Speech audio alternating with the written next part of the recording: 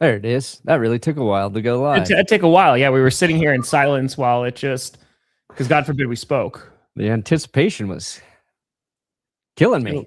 I was going to say titillating, but yeah. Oh, no. Yeah.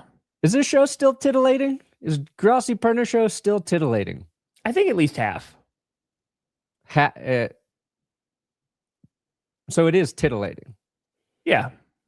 If it were full, it'd be titillating. So that'd be two. A pair. I get it. So just one, titillating, singular. Yeah. All right. Well, we're going to talk about football, in case you didn't know.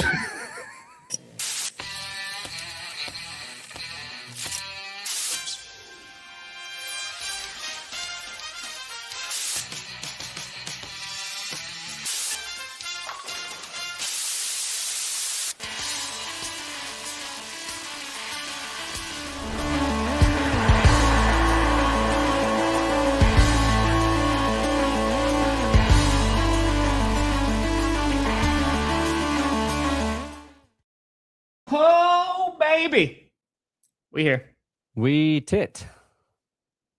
You in the right direction. Welcome to another edition of the Grossi Perna Show. I'm Tom Grossi. That's Brandon Perna. And this is G. This is B. And this is an S. And man, this is one of those days where it's like, oh, I wish there was no NFL news. I wish that there was none whatsoever.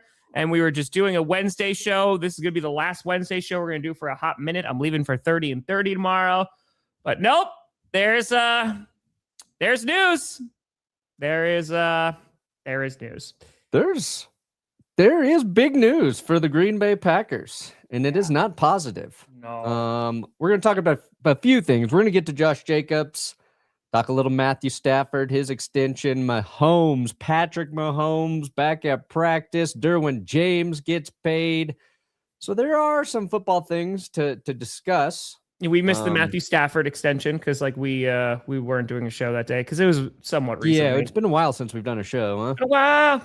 And then you're not going to be here for all of June because you're doing something. What are you doing in June? 30 and 30. Hard to do. What is that? What is 30 and 30? It's the thing that you're going to be at a week from today. And, where at? Where at for ours? It's going to be at Breckenridge Brewery in Littleton, Colorado, where we did it last time. Yes, it's good. Shout out Vanessa. So come say hello. Yes. If less people show up to this, I will be embarrassed. Yes. It's free. Also, it is free. So we put out we opened the link and everything. So this year we've done a couple of really cool things. We still have the donation incentives. $25,000. I'm jumping off the Strat Hotel in Las Vegas, which Why aren't you jumping off Trump Tower in Vegas? I think the Strat Hotel is taller. Oh, and also, is it bigger? It probably is. But also they have a harness that I'll be on. I think if I jumped off a different tower, there's no harness. Okay. And that would have to at least be like 75,000.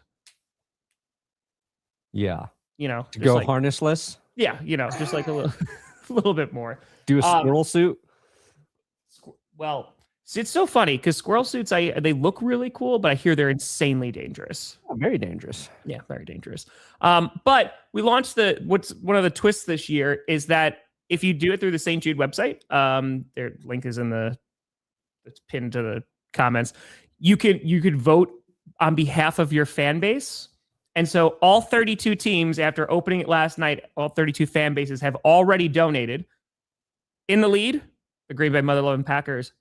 In second place, the Denver Broncos. Yeah. Fuck yeah.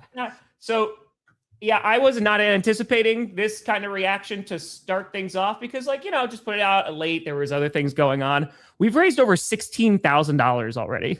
Oh, so, nice. Yeah, that's insane. So I appreciate you all. 100% of every single dollar is going to St. Jude Children's Research Hospital as they fight pediatric cancer. They do fantastic work. We're going to 30 NFL cities in 30 days. Starts on Friday. Yeah. Do you want to talk about football first, or do you want to just dive into not enjoyable things? Oh, what a great question. We could do a little we can talk about all the other football news. And then get to Josh Jacobs? Yeah. Just raise your hand if none of your football players were arrested yesterday. Raise your hand. That's, that Oh, where's your hand, Tom? well, I mean, yeah, he turned himself in, so I guess. Yeah. Does that count as an arrest? He got charged. It's all. Yeah. We'll get to Derwin that. James got a new deal. Yeah. You know what? Perfect. Derwin James first. Let's do the good news first. Yeah. Derwin James is now the highest paid safety again. This has already happened, but now has gotten another massive deal. It's a 3-year deal, which makes him the highest paid safety in the NFL once again. He is getting $57.5 million guaranteed. Woo! It's a 3-year, $75.6 million deal. And Derwin James is really damn good. And also, I don't know why it says Darwin James on the GPS rundown. I think it auto-corrected to Darwin. Oh, Darwin James. The evolution of NFL safeties. Nailed it. Let's just say his financial future is also safe. Derwin James, very good. He's a fucking annoying defensive player to play against. I can contest. Or I can confirm as a Broncos fan. Derwin has one of my favorite plays basically in NFL history. And that came when he body slammed one Travis Kelce just right into the dirt. Just picked him up and tossed him down like Travis Kelce was not a 6'4" tight end weighing, it looked like he just threw a small child onto the ground. So Derwin James, very, very talented player, earned that extension, and I hate playing against him every year. Yeah, I mean, dude, he's a phenomenal safety, right? Yeah, so like this is well earned, and also considering that usually the NFL prioritizes and values safeties lesser, especially in the secondary, right? Because corners, those are the folks who are going to be making like these insane contracts and what have you. But I'm just happy for Derwin James, man. And again, we're gonna see how the Chargers do this year. I have a lot of faith and optimism in the Chargers, which again, they have burned me in the past, but I feel pretty good. Yeah, the Chargers do that. I don't think so. Is there a team that's better every offseason than the Chargers at getting you a little excited for their potential? And then that bar's right here, and then they just slide right under it. Well, before last season, it's been the Chicago Bears. The Chicago Bears are like 3-time back-to-back-to-back off-season champions. And then it just was never working out until last season, which we won't talk about. No, last season never happened. So I miss when the Bears were disappointing. Those were fun days. I love how you're just like, I need to pull this up again. Ooh.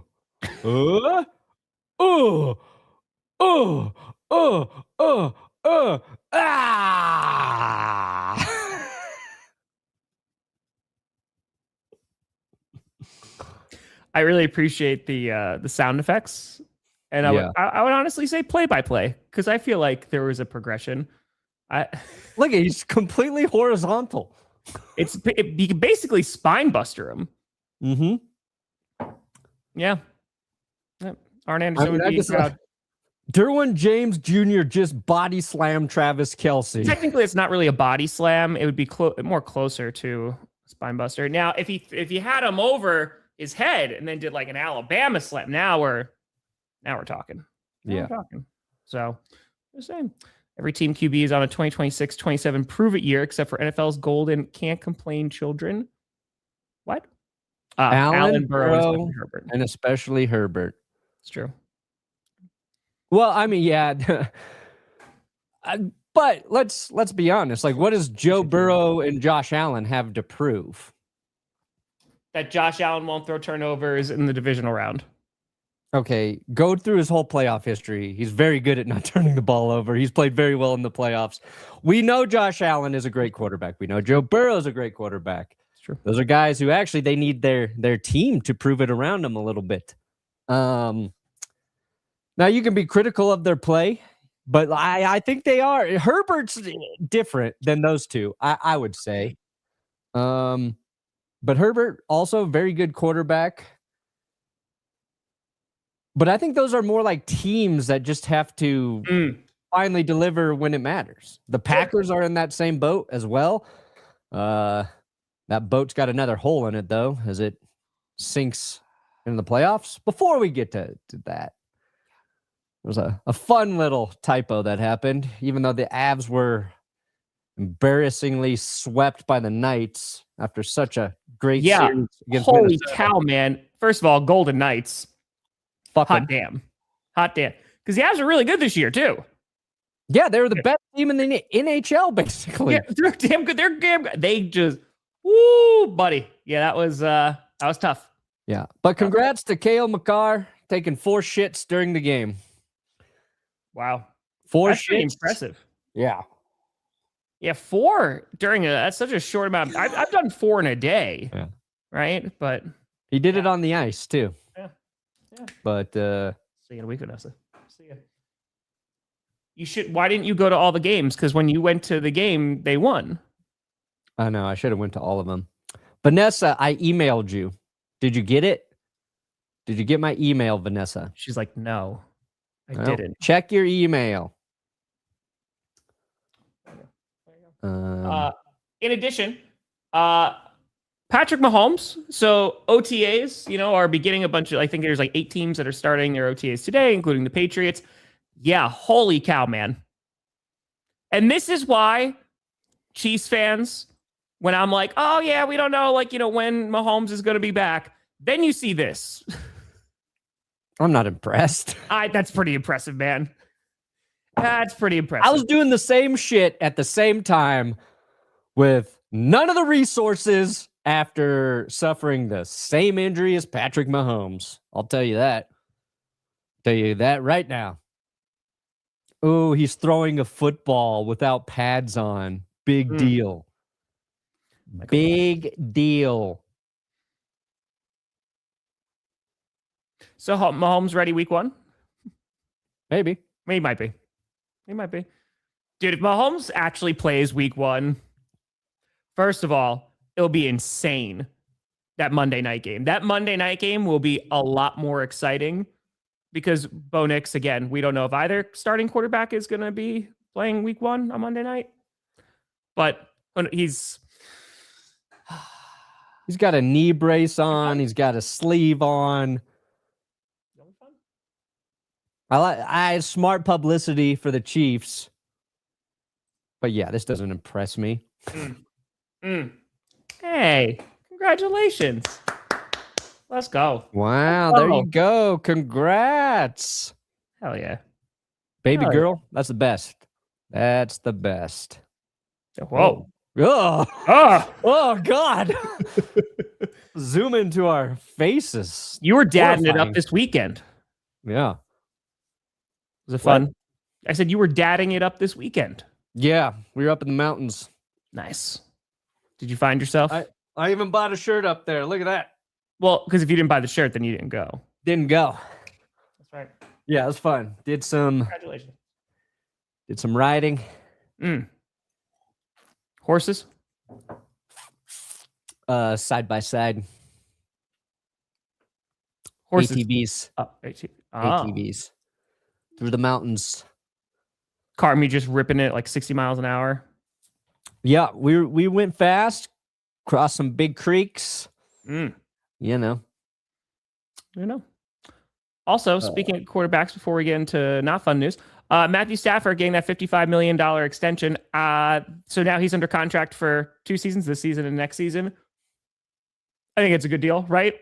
Reigning MVP, getting $55 million. This is like because once the Rams selected a quarterback, right, you looked at McVay's face and maybe he wasn't the most pleased, right? But this is like going a long way of saying, hey, Matthew Stafford, don't you worry. We still love you. Here's $55 million.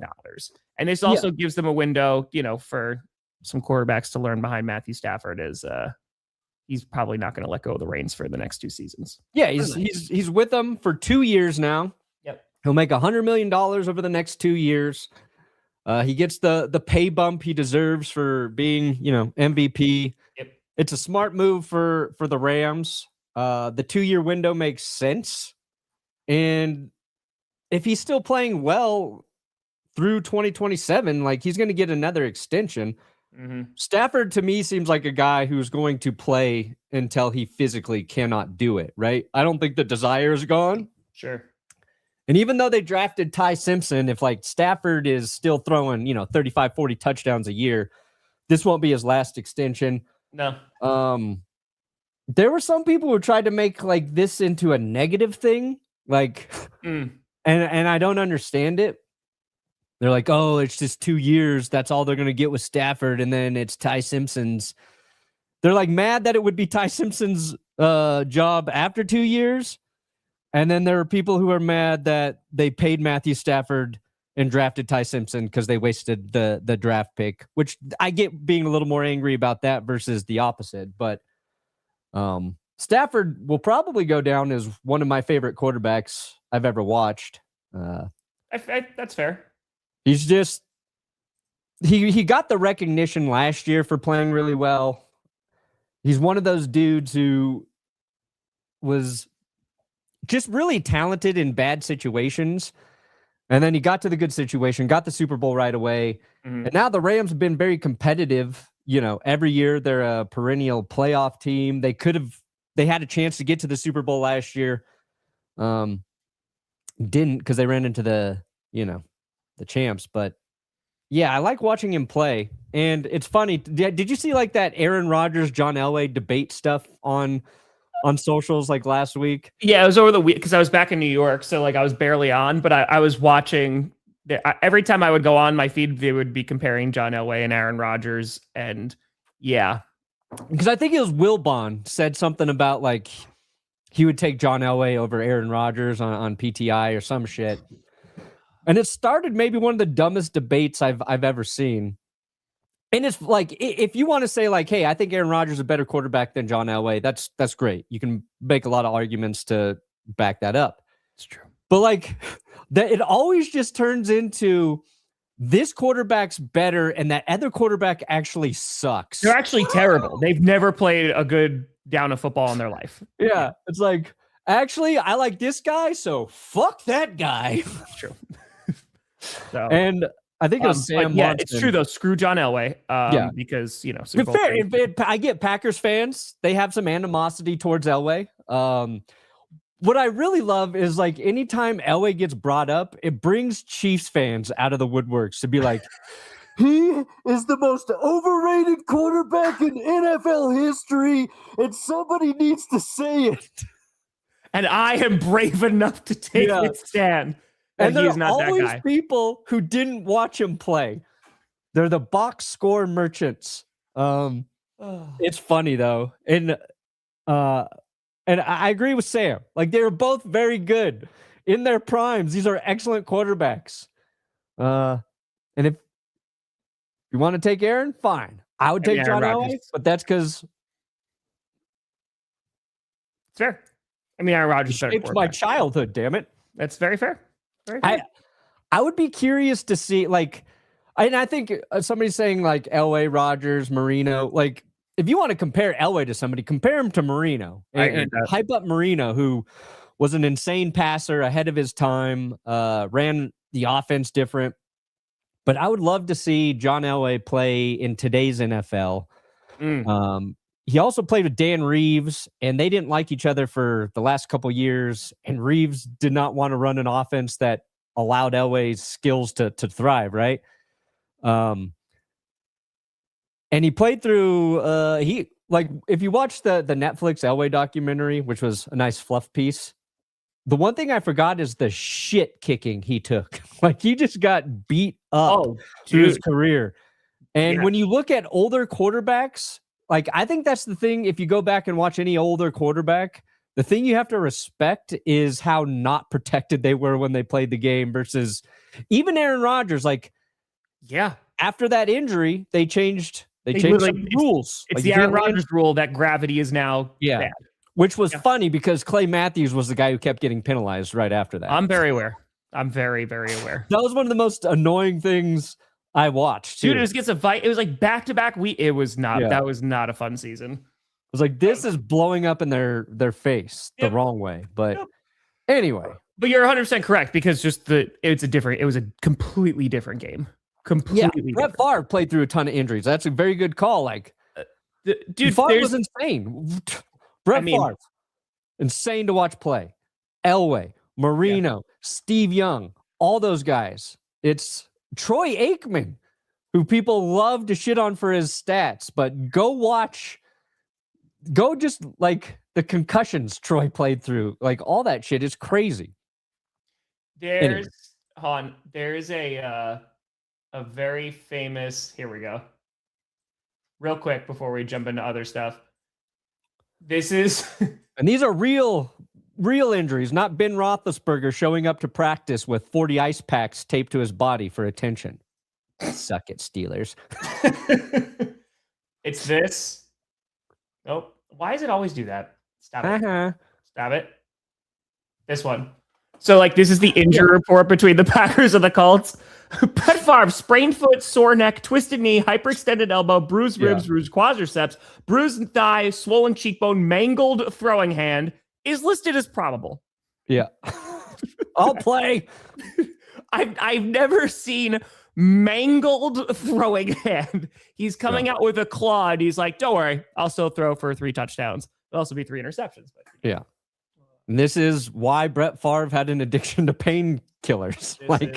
This is correct. Guys were expected to play through that shit. Yep.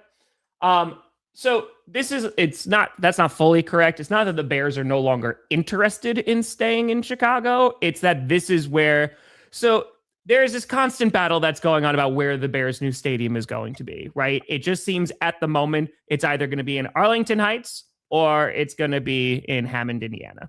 So there hasn't been like super duper new updates, but there's also a deal that could come through where it actually works out in Chicago. We're still working through it, but no, I know what you're referring to. It's not that they're not interested. It just seems like this is the way it's going to go, and chicken continues to be played. And yeah, I mean, listen, if they move to Indiana, I will laugh. I will. Yeah. That's just, I will laugh. That'll suck for Bears fans. Oh, it'll suck for Bears fans, 1 kajillion %. And I will feel bad for their fans. Yeah. I will, but I will laugh as a Packers fan. It's like the Kansas City Chiefs moving to Kansas, and people are pissed. Dude, I mean, the fact that Arrowhead fans already thought they played in Kansas. You know what I mean? Yes, that is correct. That's the difference. The fact that Arrowhead is going to be replaced by like a dome stadium is just gross. It's gross. Yeah. It's gross. I like that. Oh, there you go. Oregon State alum. There it is. Oh, yeah. The pin. Great name. What a name. Yeah. Because you know that person has gone through. Petrus Pinnis. Woo. God, I hope that guy makes it to the NBA. Real quick. Yes. So there was a little update with this. So if you recall, because it's been a hot minute, it's been a while, the Brian Flores lawsuit against the NFL regarding discrimination. So he was sided with in lower courts, and then the NFL was like, well, we're just going to appeal this. And then they appealed it to the Supreme Court, and the Supreme Court was like, oh, nay, Flores' lawsuit can continue. So this is going to get real interesting. Yeah. Because if you want to go? No, I was just going to say, if you thought the Supreme Court, which has been stacked to favor one political side, is going to give the NFL a break, you're wrong. Yeah, that was like, didn't see this coming. So the lawsuit, this was, if you remember, because now this is from, oh boy, what, 2019, right? That's the season they're talking about. There's you saying that the Dolphins owner, Stephen Ross, was offering him $100,000 for every single game to lose, to tank, right? Yeah. And then Flores was like, no, we're not going to do that. And then they wound up firing him a few seasons later. And then it was the Brian Flores getting the wrong text, because when he was interviewing for the Giants head coaching gig, and then it was the Giants, they hired Brian Dable, and was it Belichick who texted him, right? Oh, fuck. Yeah, I forgot that. Belichick texted Brian Flores like, oh, congrats on getting the job before anything was announced. And Flores like, oh, thanks. Like, I think it went well. But Belichick meant to text Brian Dable instead of Brian Flores. So that's when Flores found out that, oh, I'm not going to get this job. And this happened 3 days prior to Flores interviewing with the Giants. Yeah. So that's what the problem was. It was before his interview that he got. Yeah. So it's not great. Not great. Yeah. I think originally it was the Giants, the Dolphins, and the Broncos, I believe, were also named in the lawsuit. So that was Elway and Ellis showing up late to his interview drunk, they were saying. Oh, hungover. Was And obvious, and I quote, was obvious that they had been drinking heavily the night before. Okay, so Thank hangover. you. Apologies. Wait, what? But that's not lawsuit worthy. I think it's more just like, hey, man, like no one's taking any of my interviews seriously. Oh, yeah? How do you know? Well, I got a text 3 days ago saying congratulations on the job that I did interview for. And then these other guys were hungover when they were interviewing me and they showed up an hour late. Stuff. That's tough.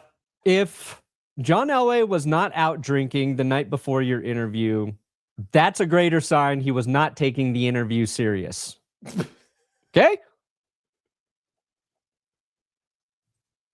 Let my fucking hero drink, okay? Just let him have a drink. See, Aaron Rodgers would never.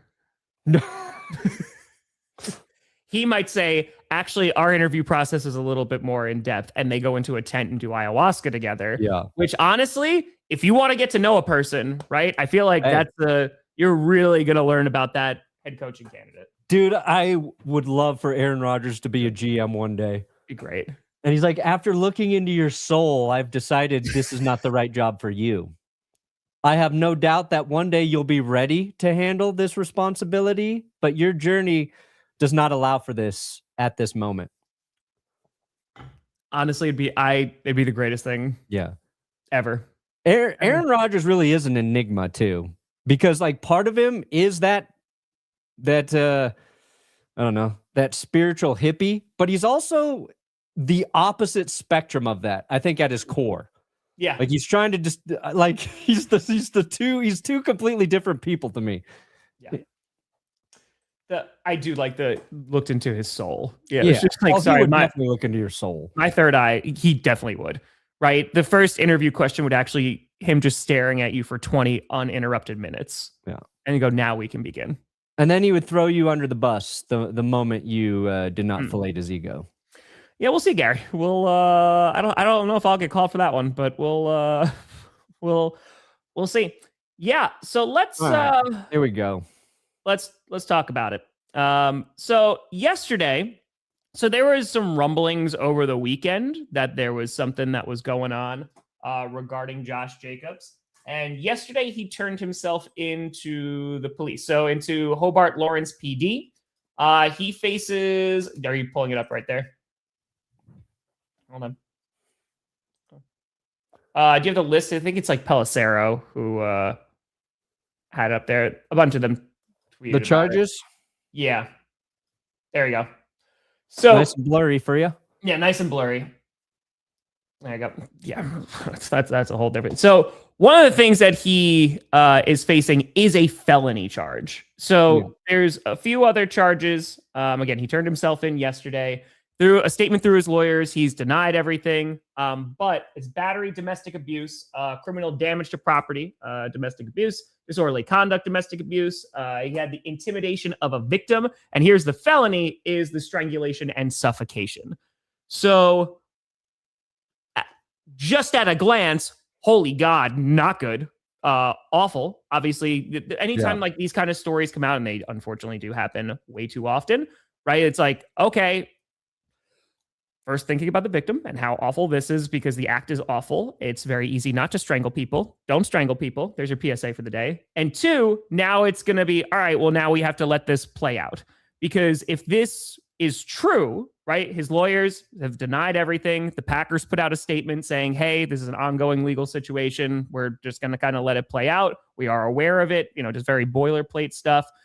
If this winds up being true, then Josh Jacobs may never play football again. Yeah. So that's like secondary, right? Like the football thing.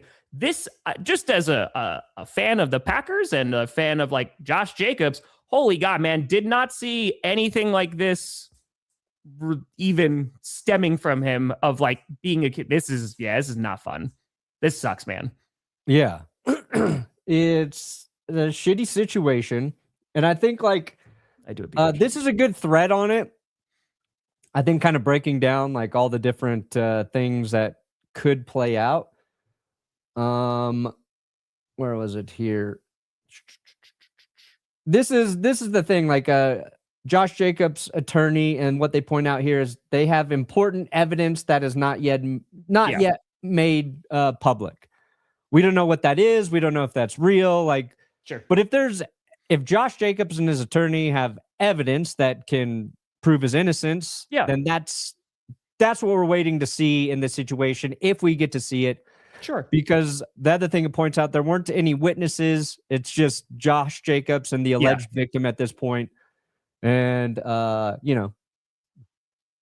those two things, those are really the only details we kind of have at this point, other than the police report. And this came out yesterday, and there has not been any new information that I have seen yet. So there's just a lot of questions around the situation.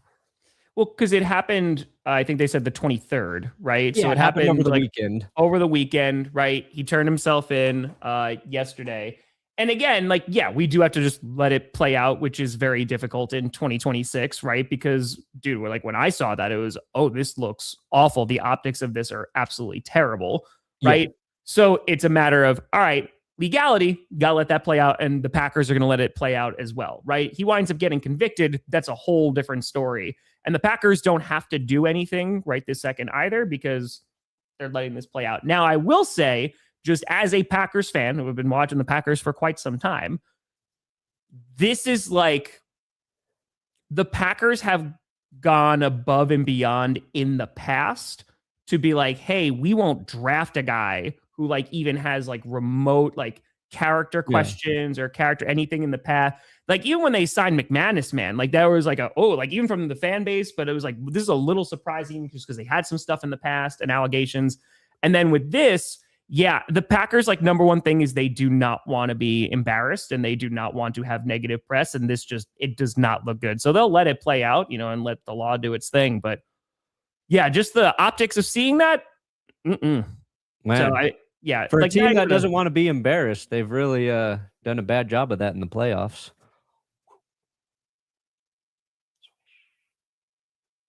Aaron Rodgers is so much better than John Elway. It's not even close. Not even remotely close. And here's the thing.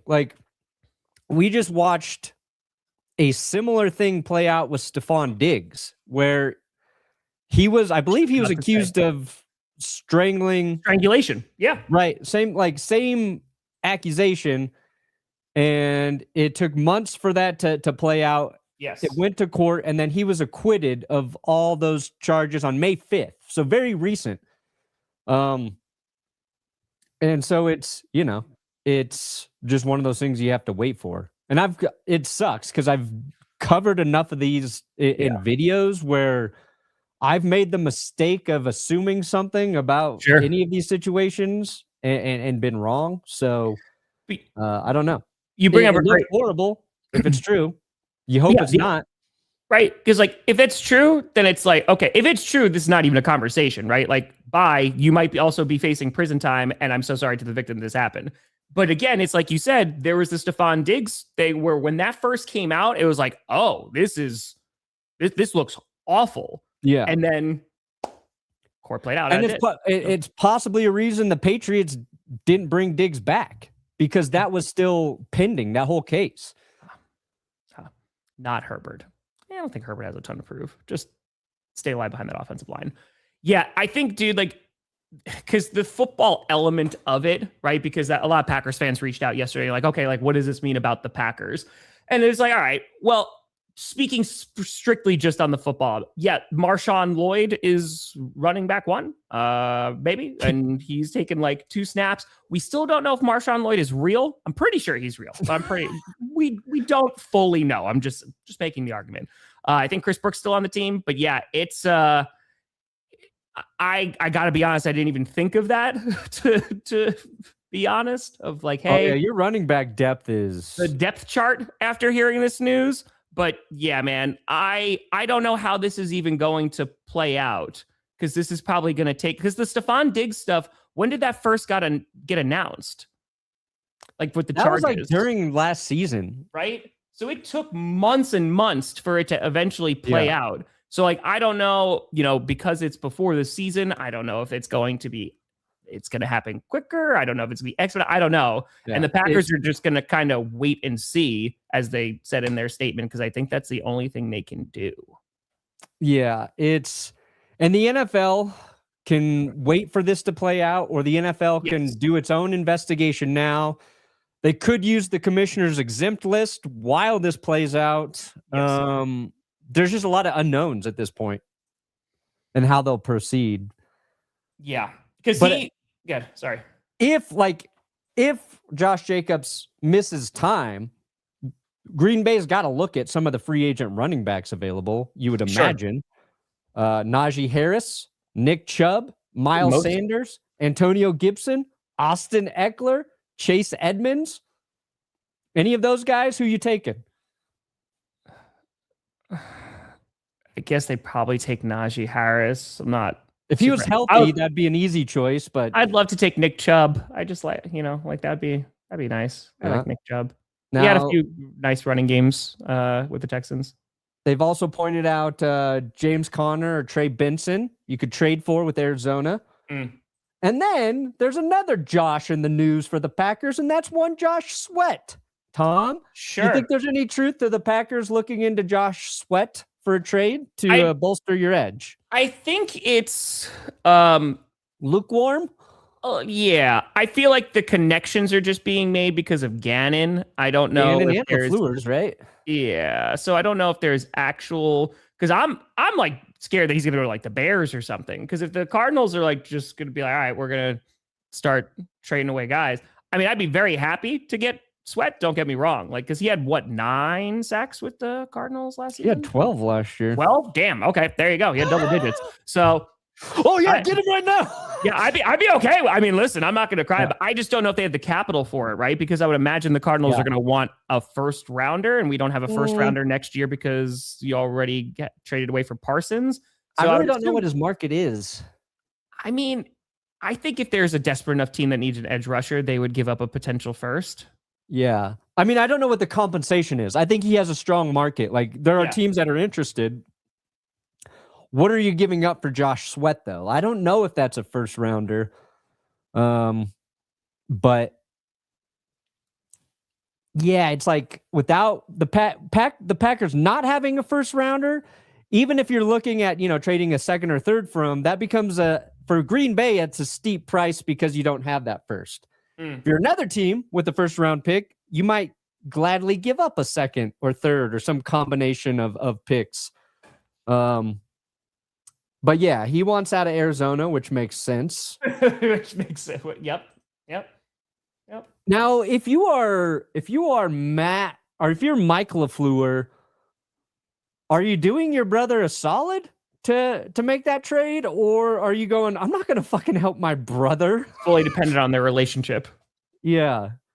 He just calls up and goes, hey, I'm going to trade you Josh Sweat. And they're like, wait a minute, I thought only GMs can do this. Why are we on the phone with one another? He goes, good call. And then they just hang up. Oh, we have no authority here.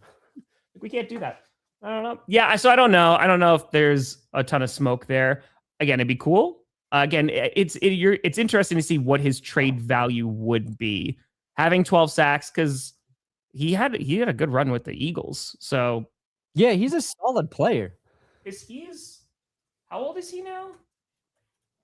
Josh Sweat is 29. Okay. Yeah, I think you're looking at like a second, maybe third. A second feels about right. Second, I feel like you can do last year in Arizona, which was actually better than he had in his last 2 seasons in Philly. It's his most he's ever had was last year's 12. Yes. So, yeah, as a Packers fan, the Jacobs news is enraging. Yeah, absolutely. And again, like this is like we get this information as fans and are like, oh, this looks horrendous. And now we have to sit and wait for an update. Yeah. So, which is frustrating. And also, because again, if this is true, I'm not even thinking about just get off the team. Like, and it's horribly like disappointing. And just to see this was, not fun. But we don't know. Yeah, we don't know yet. I have no idea. So doesn't look good though. Yep. No, and like again, if you think about football afterwards, which is not the priority, but if you think about football afterwards, this puts the Packers in a terrible position. But this is a terrible position for the Packers to be in regardless, because this is not the kind of news that you want associated with the team ever. So, yeah, man. Not fun. So, well, if only. That's what had happened. It was the mangled throwing hand, and he's like, wait a minute. I got this. Wait a minute. I got it. Hey, Michael. Good morning. God bless Bo Nix. Good to see you. Perna's videos, right? Oh, yeah. I saw you put out a video about the NFL just constantly, just Thanksgiving Eve, Wednesday games, Black Friday games. Yeah. Games. It's a lot, and they're kind of diluting their product, and that's what's always made it so good. Mm-hmm. We talked. Yeah, there's a lot in there. It's doing well, so I appreciate you guys watching it. I mean, it's what we're all kind of worried about as football fans, right? Yeah. Because I personally, even though my team has benefited from it 3 years in a row, I get that. I'm saying this as a Packers fan. Adding the 7th seed. The Packers are the only ones who justify it when they beat the Cowboys, right? That was from a couple years back. But then expanding it into week 18, and they want more weeks added on top of that. Man, like we already have low stakes football being played at the end of the season, even just with this additional week. And what makes the NFL so special is that the amount of games is so finite, right? I make this comparison all the time. You compare it to like a hockey, an NBA, especially like a baseball, right? Yeah. If you lose, especially baseball, you lose 4 games in a row in the NFL, it's like, oh my God, their season's over, right? Like, man, like we're people are going to get fired. People are going to get benched. National media is talking about it. It happens in baseball. You're like, we'll see what happens next week, right? Because we got like 100 freaking games. So I think while the NFL is never going to get to 100 games because people would explode, just making the product oversaturated is not. Yeah, it doesn't.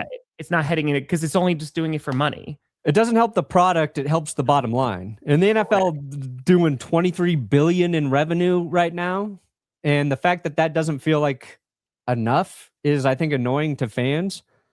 The other thing we talked about is their inflated viewership numbers. So like this last season, they kept claiming like these record viewership numbers, right? Like this game is up 33%. This Thursday night game is the most watched Thursday night game ever. And what we got into is like the way Nielsen measures its ratings, they literally changed how they do it in 2025.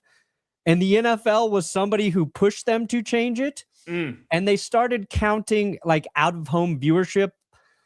So like accounting for like games being played at bars and in group settings, in addition to being more accurate with where it's getting all of its digital, all of its like streaming service, like input. So they just started counting more accurately. And then the NFL was using that to claim these giant boosts in ratings when it was, there's a definite increase in viewership. Like that is true, but not to the extent the NFL was telling us all season, which they're probably in is probably plays into them wanting to renegotiate their stuff right now. Correct. Because now that these things are a little more accurate, they're not going to be able to claim 33% this upcoming season. If they do, then that will be like, wait, where's that coming from? Although Roku got factored in December last year. So that'll be in the mix as well. But like, I don't know. It just, the NFL had already figured it out. It felt like it was in a perfect spot. And then we slowly seen them add, and each little addition you can eventually stomach. Like 17 game seasons suck, but like it's just part of it now. We've done it multiple years. We've accepted it. even Thursday night football people didn't love right away. No. And it was a chunk of the season, then it was all season, and it was every team has to play a game, and now it's just whatever matchups we want to put in there. And having better matchups in Thursday night primetime slots is a good thing for good games. But we're at a point where it really does feel like if they add that 18th game, if they start and they change the definition of a short week, Friday games are no longer considered a short week. Like, what the fuck is that? Yep. It's just and it's not gonna not be the most popular sport, at least in the United States. They're really trying to add their global reach, and that's fine. But 11 international games is going to be kind of crazy. And I love the international games. I want fans across the world to be able to go to an NFL game, to experience an NFL game. But like that 4 to 5 games when they had it felt great. And they approved 10, but it's actually 11 because one of the Jaguars games does not count as an international game. So there's, I don't know. And I have a different perspective because this is our job. This is work. Appreciate JJ. And when I see them just add more work to my plate, I go, God damn it. But then it's like, you've got a Wednesday game, a Thursday slate of 3 on Thanksgiving, a Black Friday game. I'm like, when am I going to get to see my family on the holiday? There's no more. And that's a unique problem to have. Most people, they just have the games on in the background. So, that's fine. But I think the problem that I'm looking at is, again, we've talked about this now for years. The two things the NFL cares about more than anything right now, it's the international games, right? Because they want to do, they got extended to 10. It is actually 11, but there'll be 11 games next year. They want to try and make this like one a week, right? Yeah. And make it for like basically the entire 16 international games. Correct. Like that's where they're going. One. And I've talked to international fans about this. And again, what made it so special was, I agree with you, meeting international fans and like diehard fans who are staying up until 2:00 in the morning to watch their team. Any like bit of the NFL they can get, they will go to an NFL game, even if their teams are not playing, just because they're like, oh man, I get to go experience an NFL game. And I mentioned this back in 2024. Dude, when I went to Brazil before the Packers played the Eagles there, they had, going into the airport in Sao Paulo, they had an advertisement for a credit card that if you got this credit card, you could get into the pre-sale to go and try and buy tickets for that game. Like, that's how big the NFL is, right? And they're going to pack out these stadiums. They're going to always sell them out. And so the NFL sees this international market of, wow, we can make a ton of money and get a whole bunch of new fans. That's one. And then the second one is the streaming services, especially now, because look at all the games that are on Netflix. The Australia game is on Netflix. The Thanksgiving Eve game is now on Netflix. There's going to be a Week 18 game on Netflix. The Christmas games are on Netflix. So they're spreading this all out. We've seen on Peacock. We've seen Netflix, we've seen on YouTube, like it, you obviously have Amazon. And I think it's that combination that, okay, well, it's very obvious, just being in 2026, that the NFL is just doing this, as you mentioned, just for their bottom line. They are just trying to make the most amount of money as possible. And I think the fear as a fan is that at some point, their pursuit of just trying to make more money is going to be a detriment to the game, to a point where it's like, oh, well, now this is actively getting worse. Like the product is getting significantly worse. And where do they stop? And the question is, do they stop? Because they're just like, hey, we're just going to try and get as much money as humanly possible. And that, I think, is where the concern is of, like, the future of the NFL as the search for more money.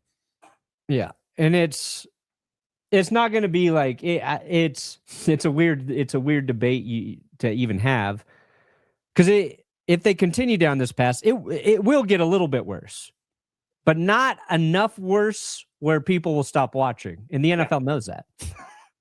That's why they're going to do it. I think that there's a lot of leeway. There's a lot of give where people will be like, oh, I'm not watching the NFL anymore. And the NFL took away like teams' ability to say no to certain international games, right? Yes, but that's the thing with, if you do 16, you're going to get division games. You're going to get all these games that it sucks if you're a fan of that team, and if the Broncos and Chiefs, if Broncos fans don't get to watch the Broncos play the Chiefs at home in Denver once a year, they got to give that up that season or whatever. Like, that sucks for your most loyal and passionate fans. Yeah. And sure, maybe you're like, okay, it's just one season and then you're not going to have to worry about it. But that's what the NFL argues, right? So that's why every other year you get an additional home game, right? So that's why they put that in there years ago so that they can give one of those away. And they're like, all right, well, don't worry, you'll get it the next year. And that's neutral sites for some of those games.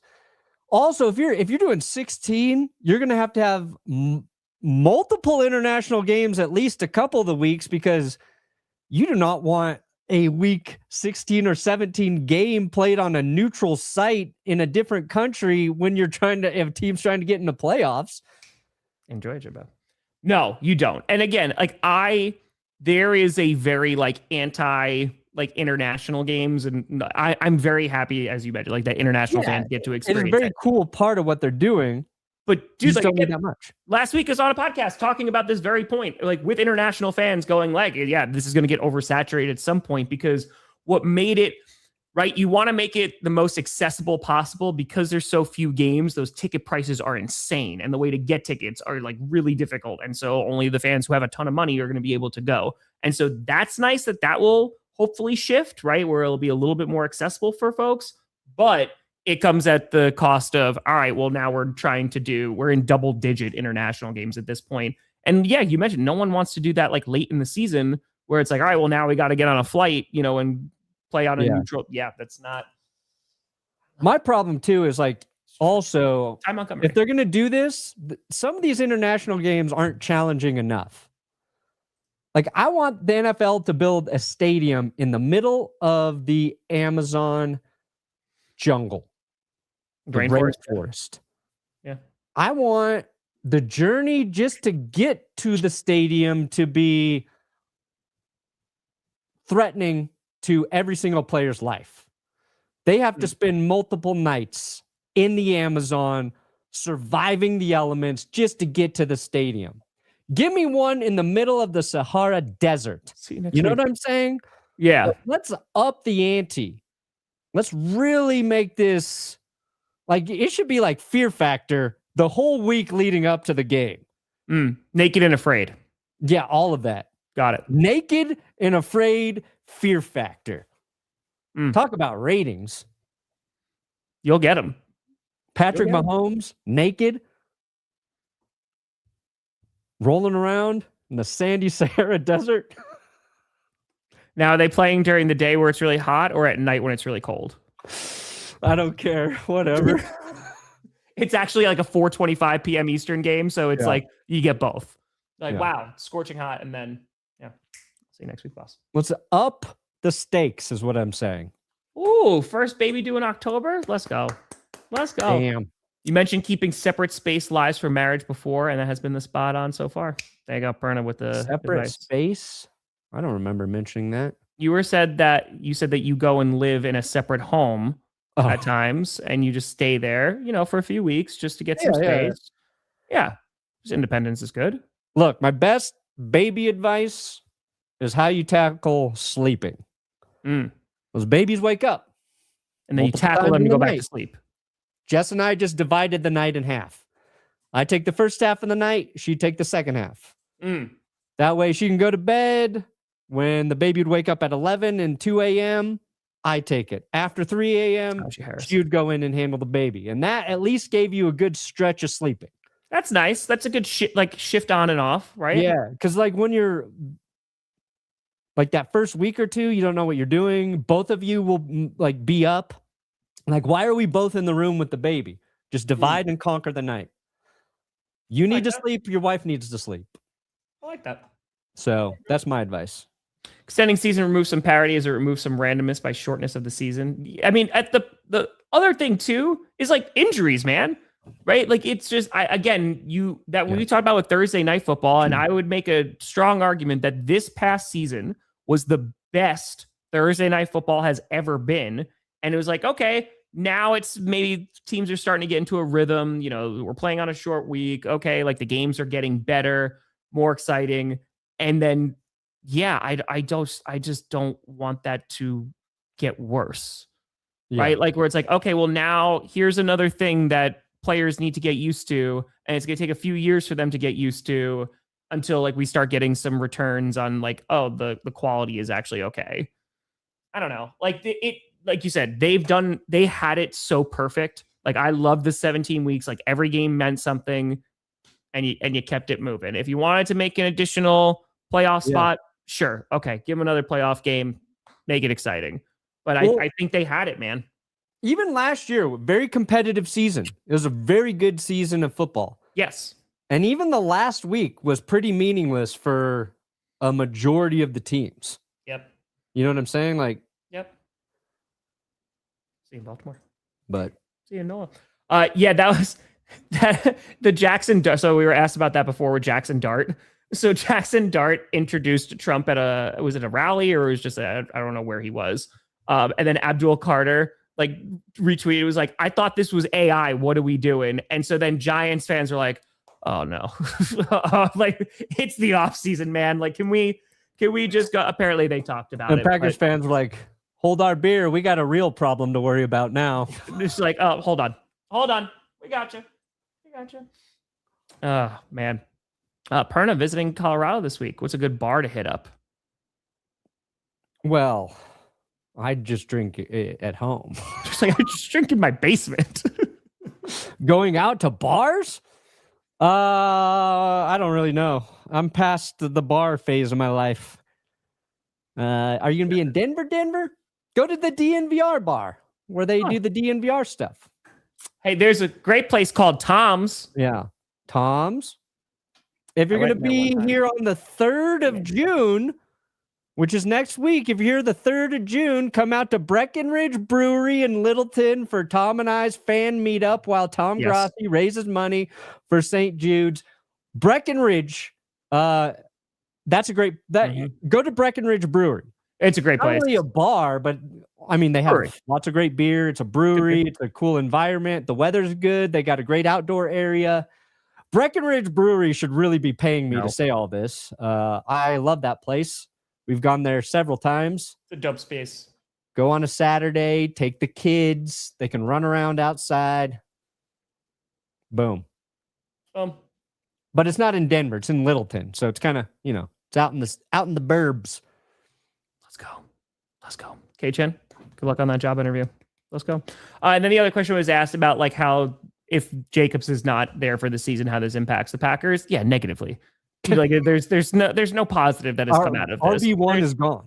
There's no positive outside of football. There's no positive within football. Yeah, it's the Packers would have to make some calls because unless Marshawn Lloyd just comes out and is a monster, yeah, it's not great. And Lloyd's just his problem's been he's been injury issues.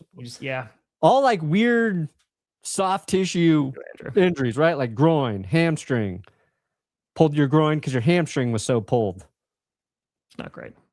Okay. Yeah, Andrew, I don't think it, again, I think it'd take a lot to go that route. I think it's, again, when you're combining all the things we were talking about of where the NFL could end up and what could drive people away, because like rising ticket prices, that is not going to help thing, and that's going to impact attendance. But I don't think this is super controversial to say. I think that the NFL doesn't care too much about in-game attendance. And the reason I say that is because it's about like 2% of people actually even go to an NFL game. I'm sure that number is not really going super high because like, tickets are insanely expensive just to any live event now. But as long as they keep on getting these insane deals where they can sell a game to Netflix for $100 million, they're kind of all right. Yeah. But I hope it doesn't, because the Super Bowl, in terms of who's able to attend, is pretty damn soulless, right? Yeah. Because it's a lot of sponsors. It's a lot of just like corporate. And, when you're selling $8,000 a ticket, who can afford $8,000 a ticket? And that's for like nosebleed, tippity top. So that's just disappointing, because that's, I don't know, like if it's the biggest game of the year, like fans should be able to go. Shock. I know, spoilers, but think about the shareholders. Doesn't feel like there aren't any new fans to cultivate in the USA. So the only way to expand their product is more days of play in international markets. I think it's a little bit of both, because there's one thing that the NFL wants to try and get, and that is the youth. And especially, there's all those statistics and studies of like, oh, like the younger folks are not watching 3.5 hour football games because it's too long. And, so they have attempted to be like, all right, well, here's how we can make the game more exciting, a little bit more fast paced, et cetera. You see this happening in baseball and you see this happening in football too.